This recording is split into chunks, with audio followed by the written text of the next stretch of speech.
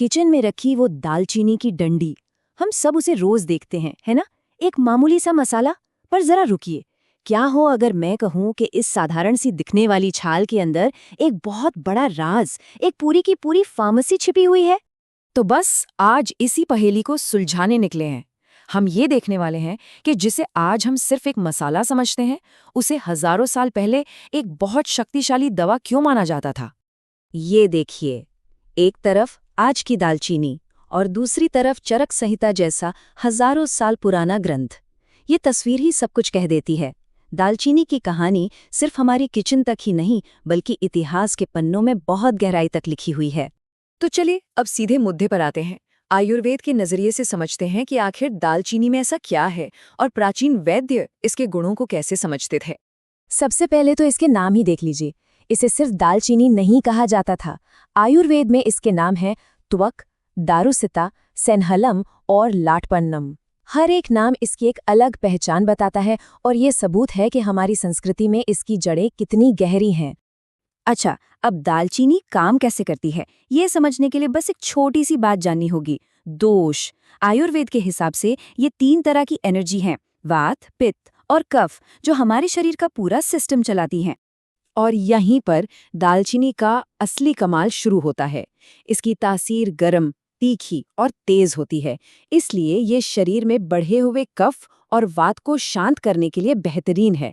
पर हाँ, एक बात का ध्यान रखना जरूरी है, इसकी गर्मी पित्त को बढ़ा सकती है, इसलिए सही संतुलन सबसे जरूरी है। दालचीनी की एक खास किस्म है दारुसिता। ये मीठी और बेहद खुशबूदार होती है, और इसकी सबसे कमाल की बात यह है कि ये वात और पित्त दोनों को शांत करती है। ग्रंथों में तो यहाँ तक लिखा है कि ये रंग निखारती है, शरीर में नई जान डालती है और यहाँ तक कि तेज प्यास को भी बुझा देती है। तो चलिए अब शरीर के अंदर एक छोटा सा सफर करते हैं और देखते हैं कि ये मामूली सा मसाला कैसे एक मल्टी सिस्टम रेमेडी, मतलब पूरे शरीर के लिए एक दमदार इलाज की तरह काम करता है। हमारी यात्रा का पहला पड़ाव पाचन तंत्र। अगर किसी की पाचन शक्ति यानी अग्नि मंद पड़ गई हो तो दालचीनी उसे फिर से भड़काने का काम करती है। पेट फूलना, ऐंठन, जी मिचलाना, उल्टी, इन सब में ये तुरंत राहत देती है। पाचन से थोड़ा और आगे बढ़ें तो ये गले को साफ करने, पुरानी से पुरानी खांसी को खत्म करने में बहुत असरदार है। इतना ही नहीं, इसका असर सीधा हमारे नर्वस सिस्टम पर भी होता है। इसे जीभ के पैरालिसिस जैसी गंभीर स्थितियों में एक स्टिमुलेंट के तौर पर भी इस्तेमाल किया जाता था। और बात यहीं खत्म नहीं होती। दालचीनी की छाल यूटेरस को स्टिमुलेट करके ब्लीडिंग रोकने में मदद करती है। ये एक जबरदस्त जर्म किलर भी है, मतलब टाइफाइड जैसी बीमारी फैलाने वाले बैक्टीरिया को नष्ट कर देती है। और हाँ, इसमें मौजूद सिनेमिक एसिड नाम का एक कंपाउंड, जो इसके शक्तिशाली तेल का हिस्सा है, उसे तो टीबी के इलाज में भी असरदार माना गया है। अब आते हैं इस कहानी के सबसे दिलचस्प और हैरान कर देने वाले मोड़ पर। एक ऐसा राज जो दालचीनी की शुद्धता परखने की एक अनोखी प्राचीन तकनीक से जुड़ा है। जरा सोचकर देखिए, उस जमाने में जब कोई लैब नहीं, कोई मॉडर्न इक्विपमेंट नहीं था, तो कोई वैद्य ये कैसे पता लगाता होगा कि दालचीनी का तेल असली है या मिलावटी? इसका जवाब जितना सरल है उतना ही शानदार भी।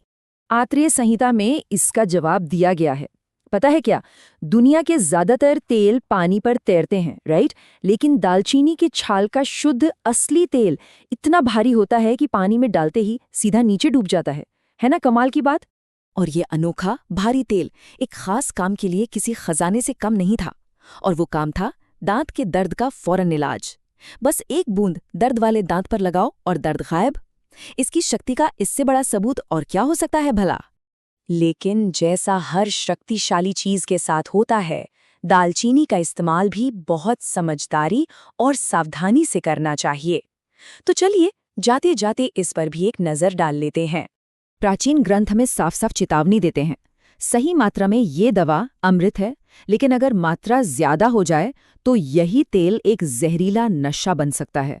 ये एक गंभीर याद दिलाने वाली बात है कि ये सिर्फ एक मसाला नहीं, एक बहुत ही शक्तिशाली पदार्थ है। तो अगली बार जब अपनी चाय या खाने में दालचीनी का टुकड़ा डालें तो याद रखिएगा कि आप उसमें सिर्फ स्वाद नहीं बल्कि हजारों साल पुराना औषधीय ज्ञान मिला रहे हैं।